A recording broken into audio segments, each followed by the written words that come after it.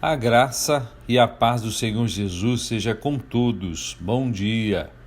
O salmista disse: Ó, quanto amo a tua lei, é a minha meditação de todo o dia. E assim, entramos no 5º dia de exposição do livro de Levítico, e hoje estarei expondo os capítulos 13, 14 e 15. O capítulo 13 inteiro trata da lepra. Aliás, aprendemos nos capítulos 13 e 14 que eles falam da doença real, tão repugnante e do lado humano incurável. A lepra é o tipo de pecado interior e sua terrível corrupção. Essa doença horrível foi escolhida pelo Senhor para tipificar o pecado por causa de sua indignidade e seu horror. Como o pecado é progressivo e eventualmente afeta todo o ser, é hereditário e incurável. E à medida que a doença progride, a vítima torna-se cada vez mais insensível à sua terrível condição e fica até satisfeita com ela. Em vista de todas essas correspondências, não é preciso estranhar que no simbolismo da lei a lepra ocupe o lugar que ocupa, pois que outra doença pode ser nomeada que combina em si, como uma enfermidade física, tantas das marcas mais características da enfermidade da alma, o pecado, na sua repugnância intrínseca, no seu início quase imperceptível, no seu lento, mas inevitável progresso, na extensão dos seus efeitos, na insensibilidade que a acompanha, no seu caráter hereditário, na sua incurabilidade e, finalmente, no fato de que, segundo a lei, envolveu o banimento do leproso do acampamento de Israel. Todos esses aspectos é o único tipo perfeito de pecado. É o pecado, por assim dizer, tornado visível na carne. E o Senhor tinha muito a dizer sobre o exame de pessoas com suspeita de lepra e como a doença deveria ser detectada. Em primeiro lugar, o caso da lepra é referido quando surge espontaneamente, manifestando-se na pele e nos cabelos. Se aparecesse na pele de um indivíduo que se transformasse em uma ferida semelhante à lepra, um sacerdote deveria examiná-lo. Se 2 sintomas eram evidentes, o cabelo da ferida ficou branco e a ferida mais profunda do que a pele, não restava dúvida, era a lepra, e o sacerdote deveria declarar o paciente impuro. Por outro lado, embora uma mancha brilhante possa ser branca, se não parecesse ser mais profunda do que a pele e o seu cabelo não tivesse ficado branco, o julgamento do sacerdote deveria ser adiado. A pessoa deveria ficar isolada por 7 dias. Isso não falaria de alguém sendo retirado da comunhão, mas apenas de ser privado de certos privilégios de comunhão prática por enquanto, até que o assunto fosse esclarecido. Se nenhuma mudança tivesse ocorrido após 7 dias, então outros 7 dias de provação seriam adicionados. Naquela época, se a ferida tivesse sumido e não se espalhado, o sacerdote deveria declarar a pessoa limpa e ela só precisava lavar a roupa. No verso 6, ficou claro que se a ferida suspeita de ser lepra não se espalhou, mas desapareceu, o paciente foi declarado limpo. Porém, se tivesse se espalhado, era outra questão. O sacerdote deveria então declarar o homem leproso. Em um caso como esse, se a mesma coisa voltasse à superfície, mesmo depois de ser declarado limpo, o sacerdote deveria novamente examinar a pessoa e, se descobrisse que havia se espalhado, deveria declará-la impura. Os versos de 9 a 11 falam de alguém que tem uma ferida de lepra e o sacerdote descobre que o inchaço é branco, o cabelo é branco, e a carne está viva e aparece na ferida. Não há dúvida nesse caso, a pessoa é declarada impura. No entanto, se a lepra estourasse por toda a pele, cobrindo o paciente da cabeça aos pés, e o exame do sacerdote confirmasse isso, então a pessoa era declarada limpa. Versos 12 e 13. Isso pode parecer estranho, mas o significado espiritual é o mais importante, pois fala de alguém que julgou totalmente o pecado na carne em si mesmo. Essa pessoa está totalmente exposta diante de Deus.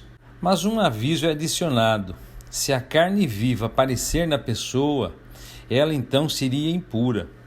O sacerdote deveria novamente confirmar isso por meio de um exame e declarar a pessoa impura, pois a carne viva fala do pecado sendo ativo.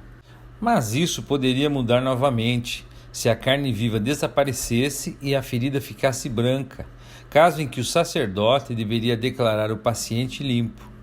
Assim, a recuperação e a restauração ainda seriam possíveis, e o discernimento sacerdotal deveria ser capaz de reconhecer uma mudança favorável na evolução da doença. Uma pessoa poderia ter um furúnculo que estivesse curado, mas se depois desenvolvesse um inchaço ou uma mancha brilhante, os sintomas da lepra deveriam ser novamente submetidos ao exame do sacerdote e os mesmos princípios aplicados para discernir se era ou não lepra. Segue-se então o caso em que a lepra surge de uma queimadura, situação em que o mesmo procedimento deveria ser aplicado. O sacerdote deveria examinar a vítima. Se houvesse alguma dúvida, ela deveria ser trancada por 7 dias, e quando a dúvida fosse removida, ele seria declarado puro ou impuro, conforme o caso exigisse. E, finalmente, nós temos o caso da lepra na cabeça ou barba e seu diagnóstico. A questão da suspeita de lepra na cabeça ou na barba é considerada. Um exame semelhante era necessário, e se a lepra fosse confirmada, o paciente seria considerado impuro. Caso contrário, ele era declarado puro. Mas essas aplicações gerais da lepra como um tipo de pecado não se explicam totalmente as lições deste capítulo. Devemos lembrar que Israel é visto como o povo redimido de Yahvé. Como tal, deve manter fora de seu meio aquilo que o contamina. O mesmo princípio que encontramos no Novo Testamento em conexão com a igreja. A lepra, o pecado interior, que se manifesta em qualquer membro do povo de Deus, causa estragos, desonra a Deus e contamina os outros. A disciplina deve ser exercida, como diz Paulo na primeira carta aos Coríntios, capítulo 5, verso 13. Afastai, pois, de vós o ímpio. O sacerdote era quem examinava de perto o suspeito e declarava a doença como lepra, segundo os sinais dados pela palavra de Deus. Por um lado, o sacerdote tinha que cuidar para que nenhum leproso real fosse mantido na congregação de Israel. E por outro lado, ele tinha que ser igualmente cuidadoso para que ninguém fosse expulso da congregação que não estivesse leproso. A santidade não podia permitir que permanecesse ninguém que devesse estar fora. E por outro lado, a graça não deveria deixar de fora alguém que devesse estar dentro. No Novo Testamento, esse dever solene recai sobre aqueles que são espirituais, conforme a carta de Paulo aos Gálatas, capítulo 6, verso 1. Observe como Deus ordenou que o suspeito não fosse tratado de maneira precipitada. Depois de o sacerdote ter olhado para ele, o enfermo deveria ser trancado por 7 dias. No 7º dia, o sacerdote deveria olhar para ele novamente. Em seguida, ele deveria ser trancado novamente por mais 7 dias. E depois de tudo ser visto e observado, o sacerdote deveria considerar. Isso mostra a necessidade de muito cuidado. Quão fácil é condenar um irmão como vivendo em pecado, mostrando lepra em sua conduta. E uma ação precipitada em excluir um verdadeiro filho de Deus da comunhão cristã é tão pecaminosa quanto permitir uma pessoa ímpia dentro dessa comunhão. Quando um israelita fosse descoberto com a verdadeira lepra, ele teria que ficar fora do acampamento.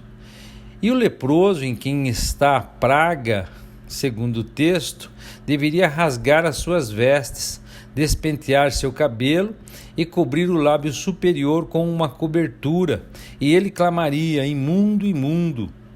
Todos os dias que a praga estivesse nele, ele estaria contaminado, ele seria imundo, ele habitaria só, fora do acampamento. Esse é o lugar de sua habitação. Assim, o pobre leproso seria excluído da congregação de Israel e do tabernáculo de Yahvé. As roupas rasgadas, a cabeça descoberta e o cabelo despenteado, a cobertura do lábio, tudo indicava sua triste e deplorável condição. Portanto, o pecador não salvo é excluído da presença de Yahvé por causa de sua contaminação e não tem lugar entre o povo de Deus. O pecador não perdoado e não purificado seria excluído para sempre da presença de um Deus santo. E aquele que é filho de Deus e pertence à família e ao povo de Deus e permite que o pecado interior se desenvolva, é impróprio tanto para a comunhão com Deus quanto para a comunhão com seu povo. Mas observe que se diz: todos os dias em que a praga estiver nele, ele será contaminado. Aqui está o raio de esperança. Somente enquanto estava nele, ele era excluído. A recuperação do mal que contamina e perturba nossa comunhão é abençoadamente revelada no Novo Testamento e tem que ser trazido à luz, tem que ser confessado e posto do lado. E, acima de tudo, temos um advogado junto ao Pai, Jesus Cristo, o justo. A lepra na vestimenta também é levada em consideração e sua limpeza por lavagem é ordenada. A vestimenta não fala da pessoa, mas dos hábitos. Se algo parecesse suspeito na vestimenta, o sacerdote deveria exercer o mesmo cuidado no exame como no caso de uma pessoa. E se a praga fosse confirmada como lepra, a vestimenta deveria ser queimada. Caso contrário, deveria ser lavada.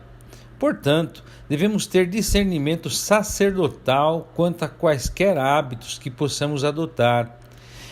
Eles podem parecer a princípio bastante inocentes, mas podem aparecer sintomas alarmantes.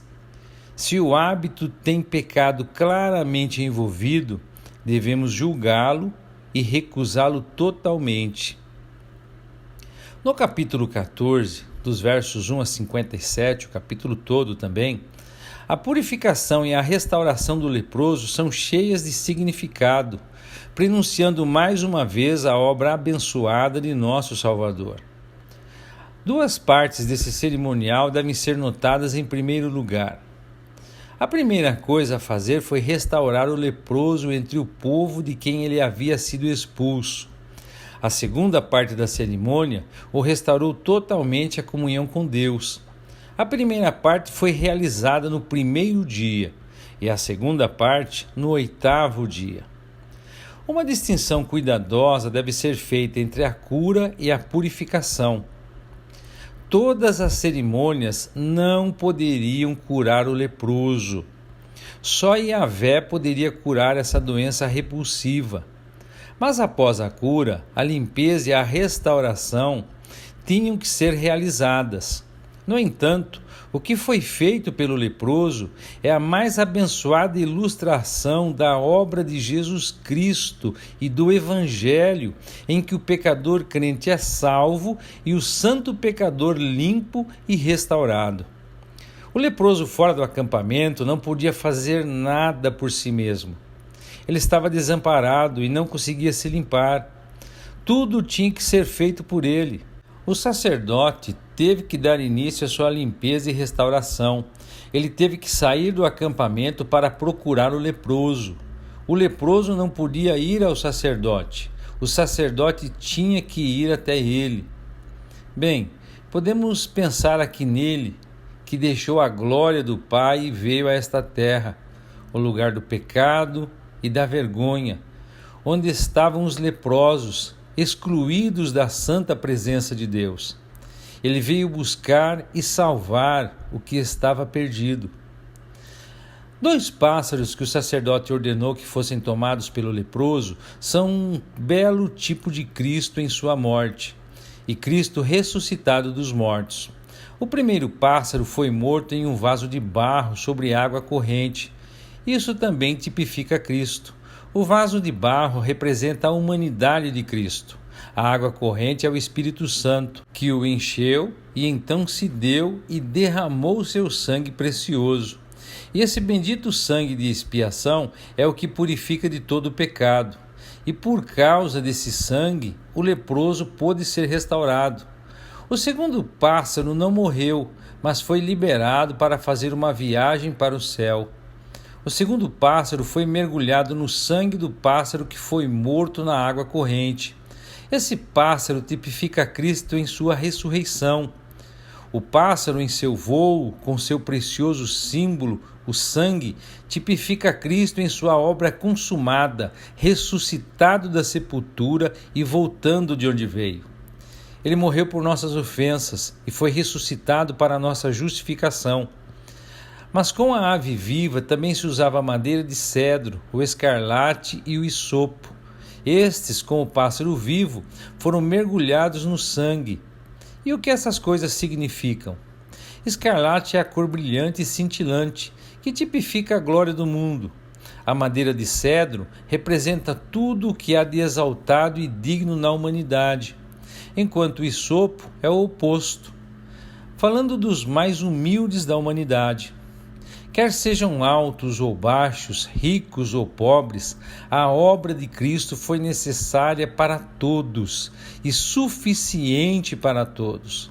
O leproso foi aspergido 7 vezes, com o pássaro mergulhado, o escarlate, a madeira de cedro e o isopo. Foi colocado sobre ele. Durante toda a cerimônia, o leproso não fez absolutamente nada. Só depois que o sangue foi aspergido e o pássaro solto, ele começou a lavar suas roupas, raspar o cabelo e se lavar com água.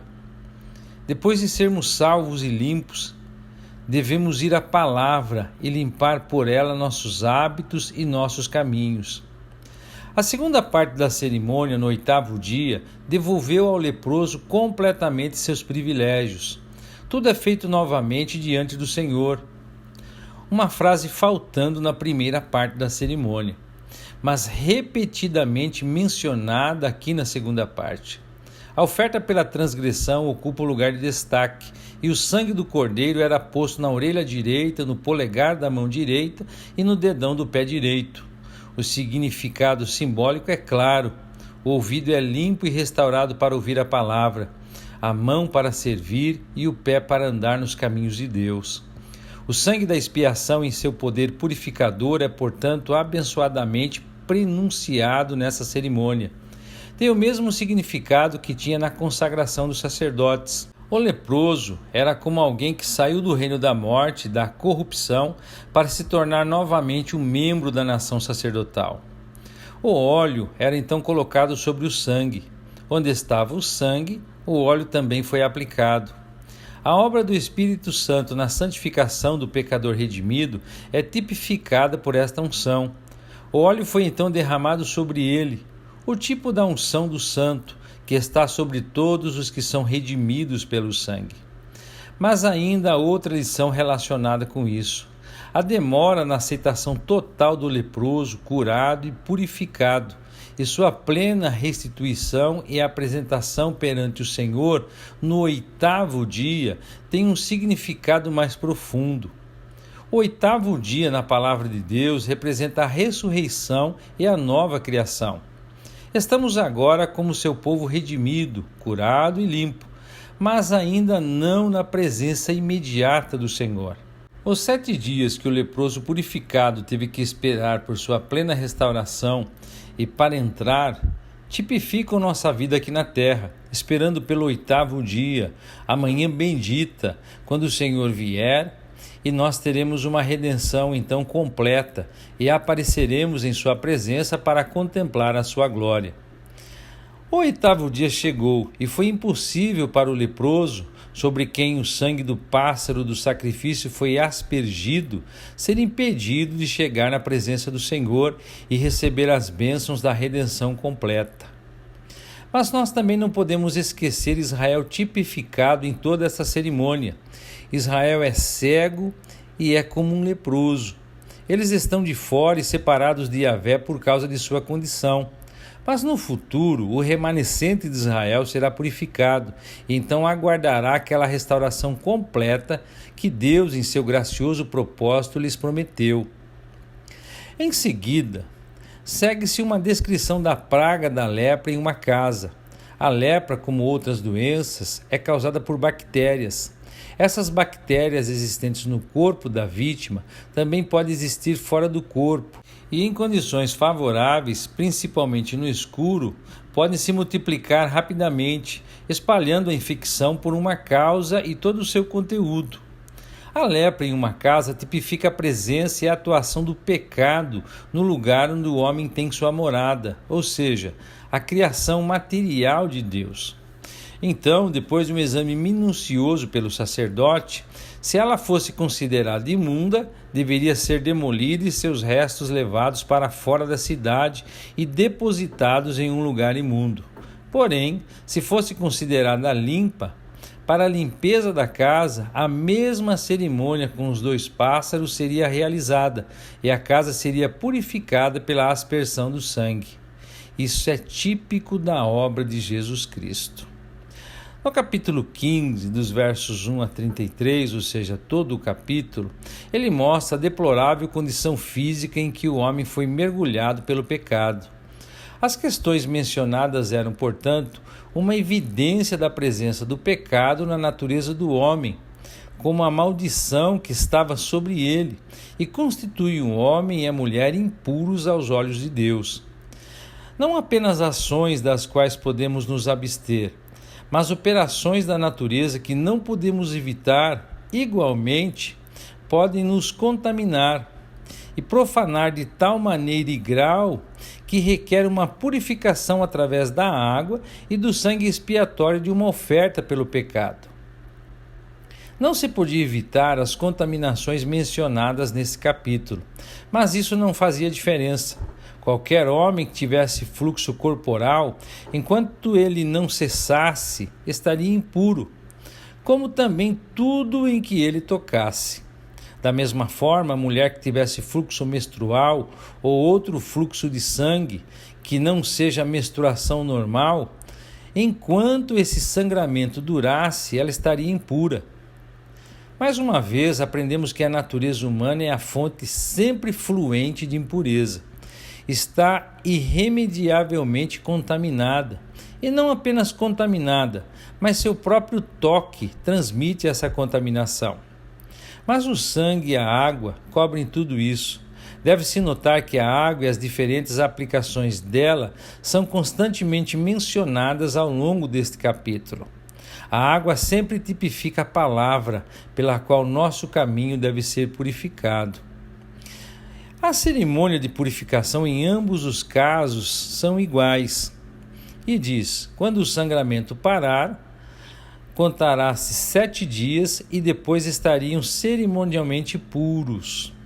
No 8º dia, seriam tomadas 2 rolinhas ou 2 pombinhos e os entregariam ao sacerdote à entrada da tenda do encontro.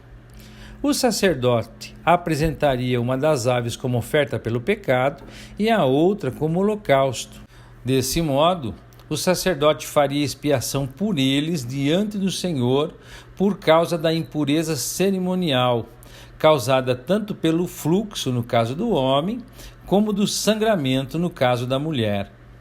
Essas são as instruções referentes a qualquer pessoa que tenha um fluxo que sai do corpo, seja um homem que está impuro por expelir sêmen ou uma mulher durante sua menstruação e posterior sangramento.